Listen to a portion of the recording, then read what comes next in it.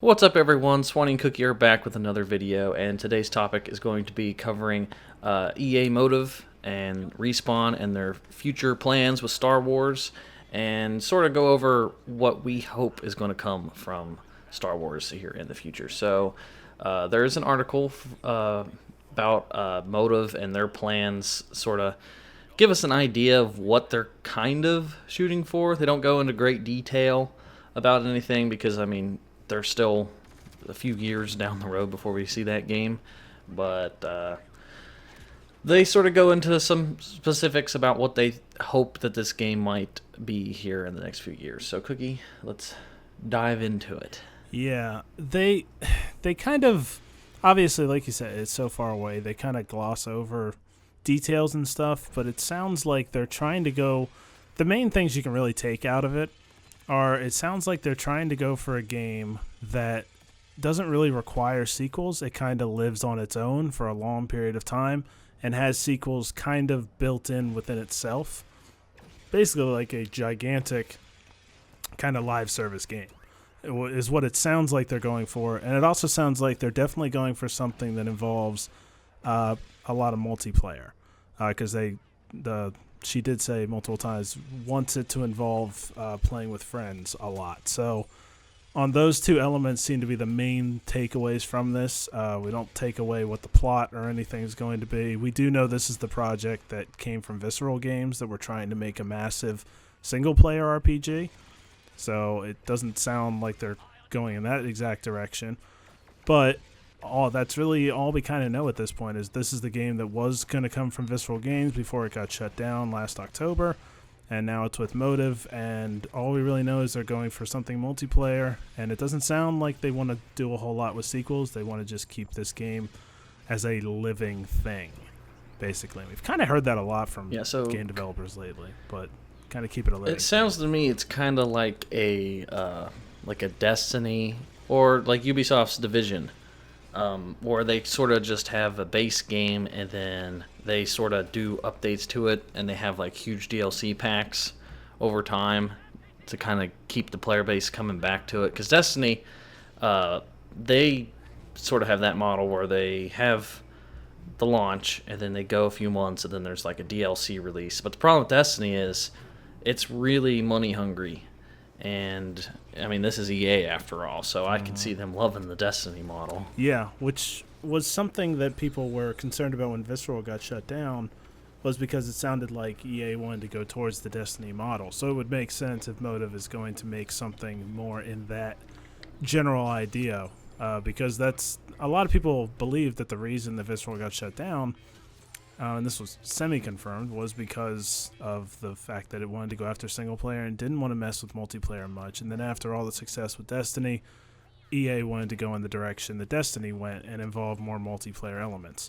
That doesn't necessarily have to be a bad thing, but, you know, I could definitely see how that could be very, very crappy for a gaming experience.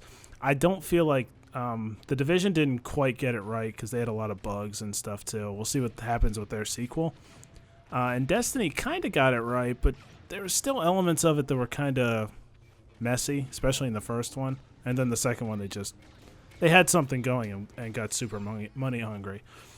But I just don't know how much I feel about it feeling like a legitimate campaign experience with the multiplayer elements to it.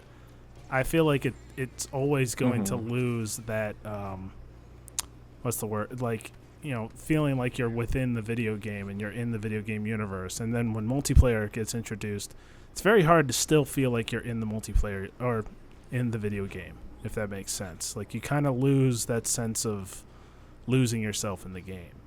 And I don't know if they're going to be able to do that in a way that is done effectively.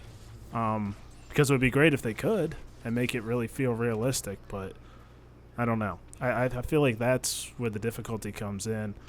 And if they're going to do something, I hope they don't try to do the exact same thing that Destiny and the Division more or less did. I hope they try and do it their own unique way. Yeah, well, I mean, we're getting more into live service games. Like, we're seeing that more and more and more. And then this game's going to come out, like, what, 4 or 5 years from now or longer. I have no idea. So, I mean, and then a lot of games are trying to copy the Fortnite model. So, I mean, who knows what this could be? And then they called Battlefront live service, but we all know how that went. So, I mean, maybe they can see it as a learning opportunity and actually give us a live service Star Wars game. Yeah, because there's nothing wrong with wanting. Like, who knows? There's nothing wrong with what they're wanting to do. Like, I'm perfectly fine with a live service that keeps the game alive for a long time period. But I feel like we've almost never seen that happen. There's a couple games that kind of kept themselves alive by constantly putting content in it. But even them doesn't feel quite the same. Like, say, Grand Theft Auto 5. People are still playing that, and that game came out 5 years ago. But it's still... That's probably the best example. Yeah, but it still doesn't feel like the game's really alive, I guess. Like, it keeps updating itself, but, I mean, you know, it's not as alive as a new sequel would be. You know what I mean? And they sound like they don't want all that to games happen. lose their appeal over time. It's normally about the 1 year mark. Games start to get stale, no matter how much content they add. It's just because you play the game so much by that point that you kind of want just a new experience and something that DLC couldn't sort of give to you. So, I mean, who knows? But let's talk about the Respawn game right now. It's supposed to be more single player. I think it sounds that way based on the heard. extremely small amount of information we have. Yeah, well, I hope that they sort of get single player right with a Star Wars game, because if you look at all the previous Star Wars games, the problem with Star Wars is that they really dumb down Star Wars games. Like, look at the campaign for Battlefront 2. The AI are just really, really stupid. It feels like they're just holding your hand the entire time. And, like, even if you increase the difficulty, it doesn't really make the game feel that much more difficult. Like, look at Halo. You play on normal difficulty, that's one thing. You play on Legendary, and that's a whole new experience. If you play on easy on Battlefront, on hard on Battlefront, the only difference is you can take, like, one less hit, and then you just die. Like, there's no challenge. The AI doesn't feel different in Star Wars games. And it's not just Battlefront. It's like a lot of previous Star Wars games. Like the Force Unleashed 2, that game was really short, and that was single player only. I think I beat that in like 4 hours or less. That was hopefully they get this right. Yeah, and I also want them to do... The idea, the premise of that game sounds really cool. The idea of Jedi that are trying to escape the end of the Jedi, basically. It's a part that isn't that deeply explored. We don't get into that in the movies. We get into it a little more in the cartoons, but still not nearly as much as I think they could dive deep into that. And it's the idea of like being on the run all the time. So you would imagine they might introduce some of the they had a little bit of this, but like some of the like sneaking around and trying to not get caught elements could be really kind of cool. Kind of what Far Cry got started. That's now in like all kinds of games. But I think that like kind of stealth thing could be kind of cool, but also just the idea that it sounds really dark. And a legitimately very dark Star Wars game would be really cool, but I don't know if they'll go that route. I mean, generally, I don't the know. feeling lately... Anytime it goes dark in a Star Wars game, they give you that cliche, predictable plot twist. You're like, oh, I was bad, but then I became a good guy. Yeah, which is the biggest problem with Battlefront 2's campaign, was the whole idea of they sold it as being dark, and then it wasn't dark at all. So this is their chance to actually make it kind of dark on a different element. I mean, you're not playing as the bad guys, as far as I know. I mean, maybe that's a twist, but you know, you're still a Jedi in a desperate, crappy situation. It would be really cool to like show that as something really dark and kind of disturbing in a really dark time. And that was basically the only thing that guy said multiple times is going to be dark, dark, dark, and you know, it's a sad time, bad time.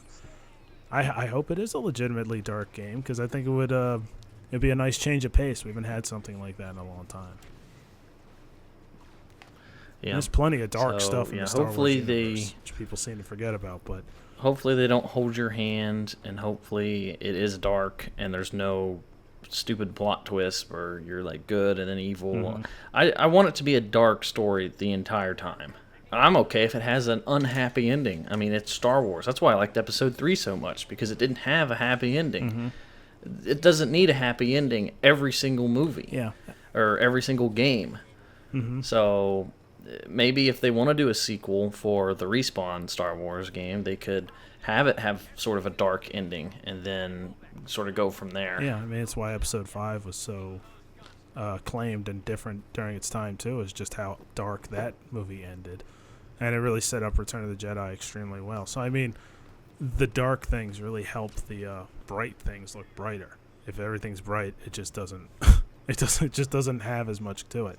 That's just in general. But I really hope they do something with that in a video game. The good news is you will be playing as a Jedi, which we haven't really gotten the chance to do in a long time. So I do think that could be a really cool element to the game. But, you know, we know very, very little. I don't mind some multiplayer. I want multiplayer elements. I love playing with friends. Obviously, I do it all the time. I always want a game to give me that opportunity to play multiplayer. But I do think it's a very shaky ground. I mean, we'll see what happens with Fallout 76, because they're trying something very new with the whole multiplayer, single-player thing. And I'm curious if they pull it off. But I don't feel like anybody's nailed that yet. Like, nailed the ability to make a single-player campaign feel really real and intense, but have the multiplayer element, too. I don't feel like too many games have pulled that off. Are you talking about, like, co-op? Or not necessarily co-op. It's more like a bigger multiplayer universe. Like, co-op is one thing, but something like what they're trying to do with Destiny, or what they try to do with Destiny, and because like stuff. Destiny, even though you can play it single, like as one person, it doesn't feel. It doesn't. Like it a doesn't feel like single-player you're in a single-player story, campaign, kinda. because you randomly have these randos running around, and it kind of loses that sense of losing yourself to it. So I'm curious to see what Fallout does, because theirs is a little different. And then, I mean, I hope Star Wars is able to pull it off, but I would be shocked if they don't have multiplayer elements in both of these games, because EA's made it pretty clear they want to go that route. Oh yeah, if they go just single player, I'd be shocked. and the game's underwhelming, like The Force Unleashed 2, and then people beat it in 4 hours, that's gonna suck. Because single player games, by today's standards, need to at least be as good as God of War. Like, they need to have hours upon hours of content, and I just don't see a single player game coming out of like EA to have that much content, especially if it's Star Wars, because they know they can just slap the Star Wars name on it and then just get away with that. They can give you like a 5-hour story mission, and then just that's the whole game, because it has the Star Wars name. Yeah, which is what I'm afraid of. I'm afraid of that too, because we've already gotten screwed by 2 games, so it's hard to really trust EA Star Wars for much of anything at this point. So, but hey, we'll see. At least for the Star Wars games ahead of us, because for a while we didn't even have anything ahead of us. At least we have Star Wars games to look forward to. No idea when the Motive one's going to come out, but at least right now the Respawn one's coming out holiday of next year. So we'll see. I hope they can learn some lessons, but I am not holding my breath on that. Not at all. No. Okay, well, let us know what you guys think down in the comments below. Are you excited for these 2 new Star Wars games? What do you think they're going to be? Can they pull off the live service game in Star Wars? Are they going to learn their lessons from Battlefront 2? Let us know down below. Be sure to like this video, share it with all your friends and family, check out another video, and we will talk to you guys next time.